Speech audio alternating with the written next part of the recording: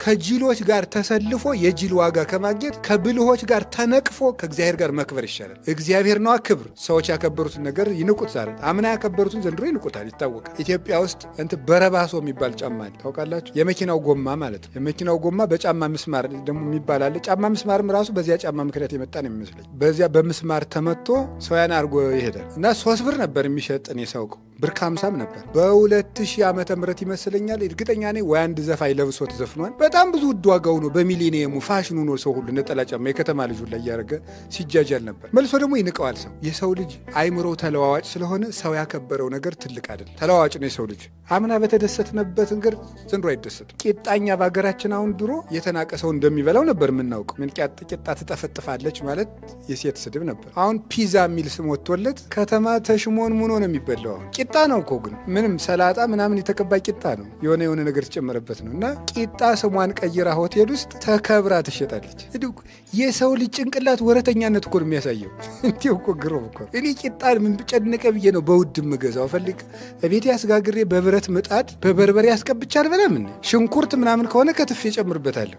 እንዲሁ ሰው ምን አብዶ ነው እዚያ ውድ ብር ገዝቶ የሚበላ? እንዲሁ እኮ ግርም ነው የሚያደርገው ሰው ጭንቅላቱ ተለዋዋጭ መሆኑ የምታዩት ለዚህ። ይህ የሰው ልጅ ወረተኛነት ነው እና ሰዎች ወረተኛ ስለሆኑ ሰዎች ላጨበጨቡለት ነገር ዘመን ተከትሉታል ተብሎ ሂዶ መግዛት፣ ሂዶ መሸጥ፣ ሂዶ መሰለፍ፣ አብሮ ማጨብጨብ፣ የሆይ ሆይታ እምነቱ ሆይ ሆይታ፣ ምን ስብሰባው ሆይ ሆይታ። አባ ገሌን እኔ እወዳቸዋለሁ ሲጀበላት ወዳቸውን ሁሉን ውደዱ ብሎ ልጌታ። ምእመንነትና ደጋፊነት ልዩነት አላቸው። ደጋፊ አጨብጫቢ ነው። ምእመንሳ ጸዳቂ ነው። ምእመን የሚጸድቅ ነው። የሚያጸድቀውን እየፈለገ የሚሰራ ነው። ምእመን ደጋፊ አይደለም። ተከታይነትና ምእመንነት የተለያዩ ነገሮች ናቸው። ሰባኪው የራሱ ተከታይ ያለው፣ መነኩሴ የራሱ ተከታይ ያለው፣ ጳጳሱም የራሱ ተከታይ ያለው ዳርጎ የሚያደራጀው። እንደዚያ ሲሆን ታዲያ ምንድን ነው? ብቻን መቆም። ከማን ጋር? ከእውነት ጋር ነው። ዮሐንስ ወንጌላዊ ጌታ ሁሉ ይሰቀል የሚል ቄሱ ሁሉ ተሰብስቦ የኢየሩሳሌም ቄስ ሁሉ ጌታን ሲቸነክር ከእውነት ጋር የቆመ አንድ ሰው ነበር የምታዩት። እሱ ማለት ነው ዮሐንስ። ከእውነት ጋር አንድ ሰው ቁሞ ነው። ከውሸት ጋር ህዝቡ ሁሉ ቁሞ ነበር። አንድ ሰው ከእውነት ጋር ቁሞ አይደል? ለዚያ አንድ ሰው ነው ሰማያዊ ሽልማት የተሰጠው። ያቺ ሽልማት ማናት?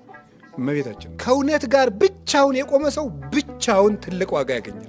ብቻውን። ያ እውነተኛ ሰው የተቀበለው በረከት ደግሞ ለሁሉ ይተርፋል።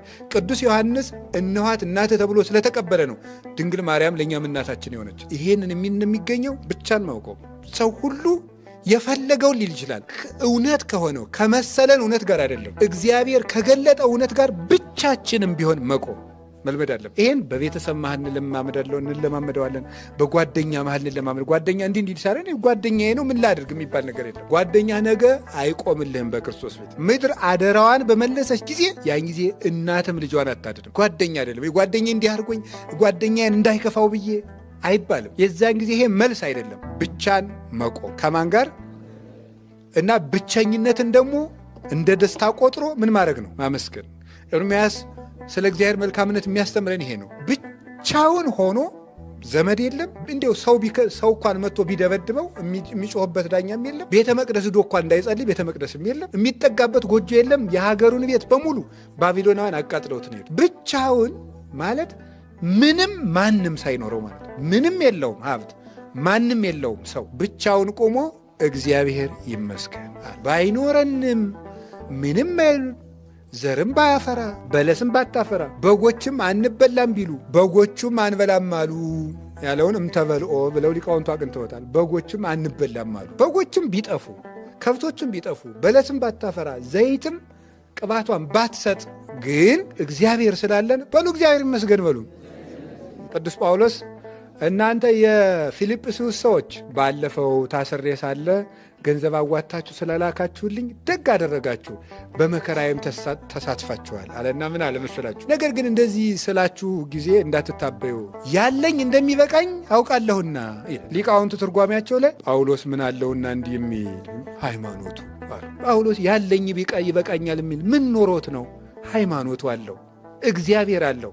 እግዚአብሔር ካለው የእግዚአብሔር የሆነ ሁሉ የሱ ነው። ምንም የለንም ግን ሁሉ አለን አለ። ምንም የለንም ሁሉ አለን። የሚያውቀን የለም ሁሉ ያውቀናል አለ በእግዚአብሔር ዘንድ። ታዋቂ ሰዎች አይደለንም በእግዚአብሔር ግን የታወቅን ነን ብሎ የተናገረው ለዚህ ነው። እና እንደ ኤርምያስ ብቻ ነው እግዚአብሔር መልካም ነው ማለት ሲኖረን ዘመድ አጠገባችን ክብብ እንወድሻለን ስንባል አይደለም። ብቻን ቆሞ እግዚአብሔር ይመስገን። ብቻን ማለት ምን ነው? ከሀብትም ተለይቶ፣ ከጤናም ተለይቶ፣ ከቤትም ተለይቶ፣ ከዘመድም ተለይቶ፣ ጓደኛም ጠፍቶ፣ ጤናም ጠፍቶ፣ ሁሉም ታጥቶ፣ ሰላምም ጠፍቶ፣ በተለይ በዚህ ዘመን ይሄን የገጠመው ኤርምያስ ታዲያ በሰላም ዘመን ሆኖ ነው አይደለም። ሰላም በሌለበት ሰዓት ልብን ሰላም ማድረግ ለሚያምን ሰው ከባድ ነው። ለሚያምን ሰው ቀላል የሚሆነው እግዚአብሔርን ያሰብን ልጅ ነው። ቅዱስ ዳዊት ይህን ተነግሯል። ደስ ነው የሚለው እኮ ቅዱስ ዳዊት። እግዚአብሔርን አሰብኩት እነሳ ደስ አለኛል። ግፍ ሲበዛበት ፍትሁን ያስበዋል፣ ሲርበው መጋቢነቱን ያስበዋል፣ በኃጢአት ሲወድቅ ቸርነቱን ያስበዋል። እግዚአብሔርን አሰብኩት ደስ አለኛል። ፍጡርን ቢያስቡት ምኑን ደስ ያሰኛለሁ? ቅዱሳንን አይደል? መልካም እንደሱ መልካም ይሆነዋል እግዚአብሔር መልካም